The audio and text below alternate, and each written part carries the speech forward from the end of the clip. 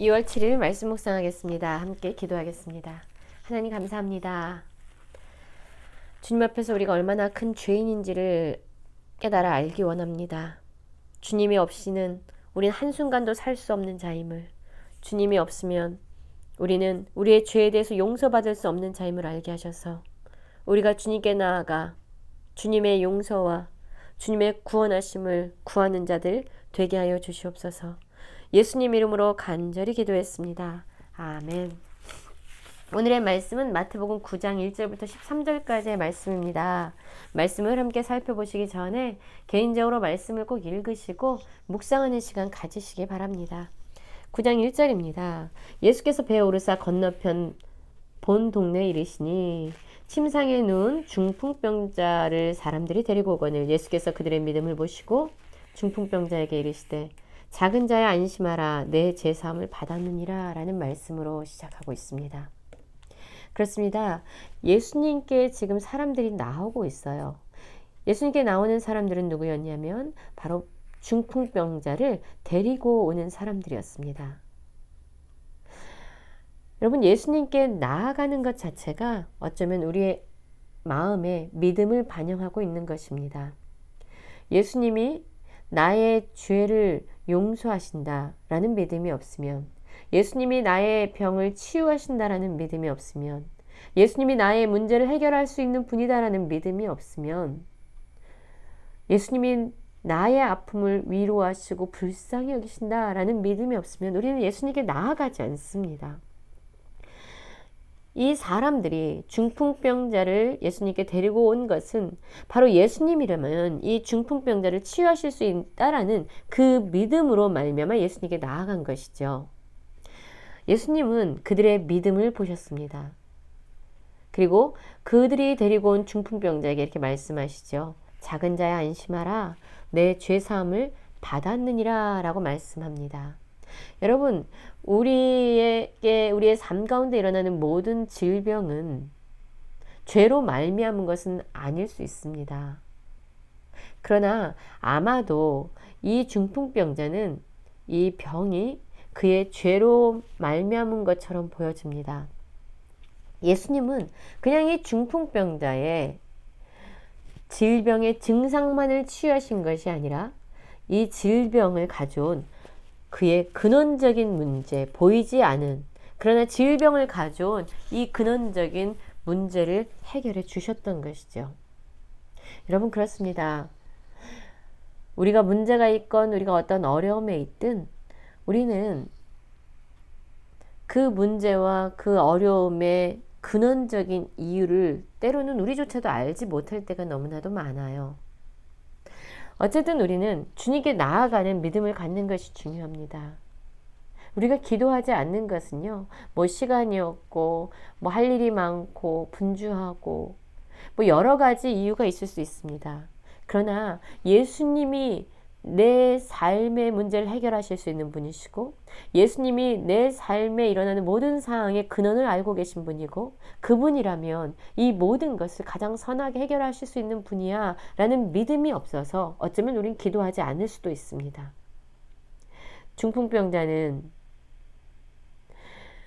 그를 고칠 수 있다라는 사람들이 그의 옆에 있었고, 그로 말미암아 예수님께 나아갈 수 있었고, 그는 그의 질병뿐만 아니라 그 질병의 근원이 되는 문제를 해결받을 수 있었어요. 우리도 이렇게 되기를 원합니다. 우리 자신이 주님께 나갈 뿐만 아니라 우리 주변에 연약한 자, 어려움이 있는 자들을 주님께로 이끌 수 있는 축복의 통로자들이 되기를 원합니다. 그래서 중풍병자가 나음을 얻은 것처럼 우리 역시 우리 주변에 있는 사람들이 예수님으로 말미암아 치유받고 회복되어지는 그러한 은혜를 그들에게 흘려보내는 통로가 되길 원합니다. 예수님의 이런 모습을 보고요, 어떤 서기관들이 속으로 말했어요. 아니, 이 사람이 누구죠? 예수님이죠. 신성을 모독하는도다. 예수께서 그 생각을 하시고 이르시되 어찌하여 마음에 악한 생각을 하느냐? 내 죄사함을 받았느니라 하는 말과 일어나 걸어가라 하는 말 중에 어느 것이 쉽느냐라고 말씀하고 있어요. 여러분, 서기관들이 예수님이 이렇게 하시는 일련의 행동을 보면서 속으로 생각한 겁니다. 그가 죄를 사해? 죄를 사할 수 있는 권세는 하나님밖에 없는데 이 예수가 신성을 모독하고 있다라고 생각했어요. 근데 예수님은요, 그가 입술로 내뱉지 않아도 그의 생각을 아셨습니다. 여러분, 그렇습니다. 예수님이 중풍병자의 그 질병의 근원, 이유를 아신 것처럼 예수님은 눈에 보이지 않아도, 귀에 들리지 않아도 우리의 모든 생각을 아시고 우리의 모든 것을 다 아시는 분이에요. 그리고 이 생각을 아시고 이렇게 묻지요. 죄사함을 받았다 하는 말과 일어나 걸으라 하는 말 중에 어느 것이 더 쉽느냐. 여러분, 일어나 걸어가라 라는 것은요, 그 중풍병자의 표면적인 증상을 해결해 주는 그런 말씀이죠. 내 죄사함을 받았느니라 하는 말은요, 보이지 않아요. 그러나 이 눈에 보이는 질병의 증상을 가져온, 이 질병을 가져온 근원적인 뿌리와 같은 이유가 되죠. 예수님은 그의 죄사함을 허락해 주셨습니다. 사실 그냥 눈에 보여지는 표면적인 것을 해결하는 것이 훨씬 근원적인 문제 해결하는 것보다 더 쉬운 문제가 될 수 있습니다. 그러나 예수님은 그 모든 것을 다 해결하심으로써 우리에게 죄로부터의 자유함과 또한 그 죄의 결과는 고통과 죽음으로부터의 참된 자유를 주님은 해결하실 수 있는 분이십니다. 인자가 세상에서 죄를 사하는 권능이 있는 줄 너희로 알게 하려 하노라 라고 말씀하셨어요. 그리고 정말로 예수님께서 그에게 죄사함을 받았다라고 얘기하시고 중풍병자에게 그렇게 말씀하신 이유는 어떤 일이 일어납니까? 중풍병자에게 또다시 말씀하시죠. 일어나 내 침상을 가지고 집으로 가라. 그렇게 말씀하셨어요. 근원을 해결하시고 그리고 그의 증상, 그의 표면적인 질병을 해결해 주셨습니다. 그랬더니 정말로 주님의 말씀은 실제가 되어서 중풍병자는 회복되어서 집으로 돌아가게 된 거예요. 이것을 보고 사람들은 놀라워했습니다.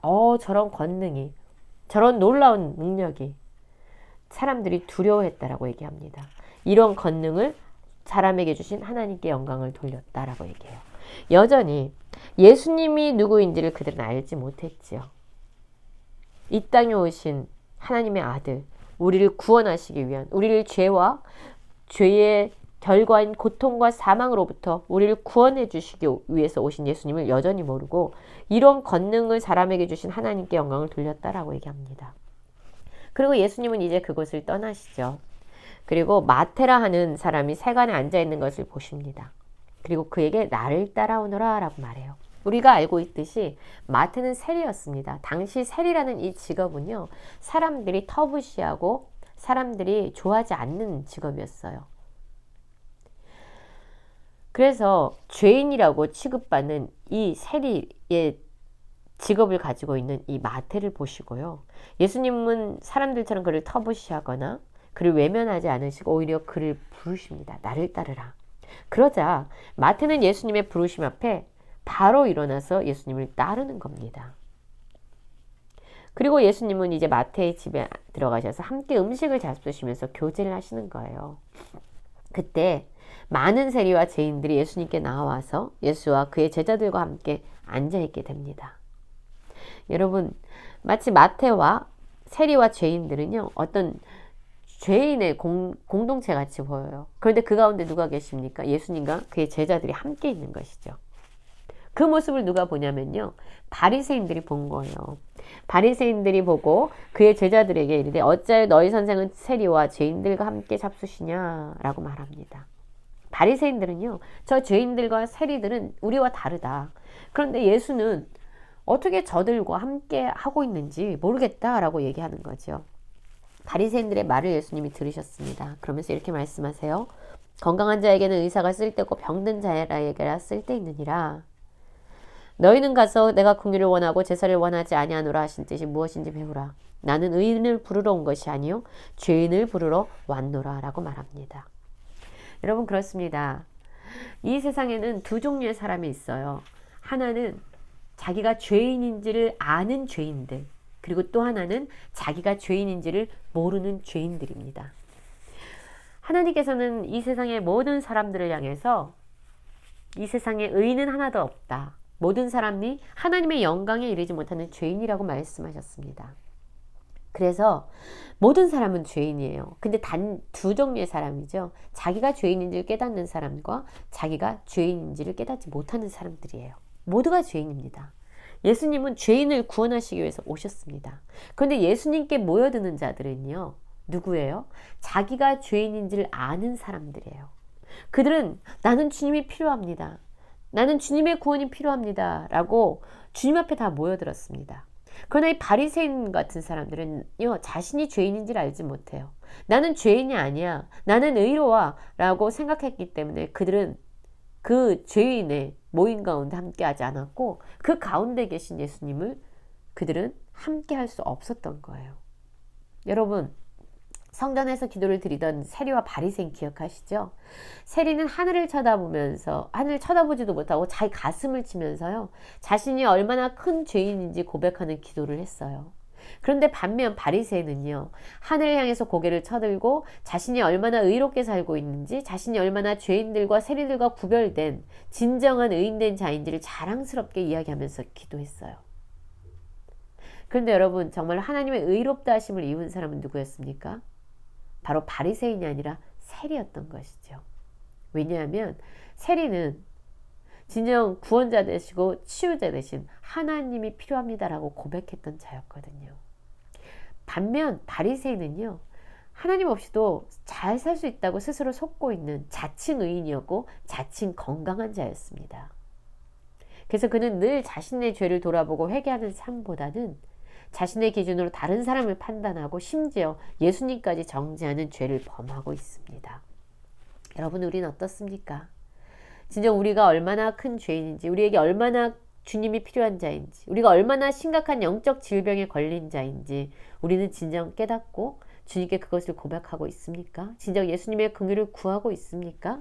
아니면 병들고 죄인이면서 스스로 건강하다고, 나는 도움 필요 없다고 스스로 의롭다 여기면서 예수님 없이도 살아갈 수 있다고 그렇게 스스로를 속이고 있는 바리새인들과 같은 사람은 아닙니까?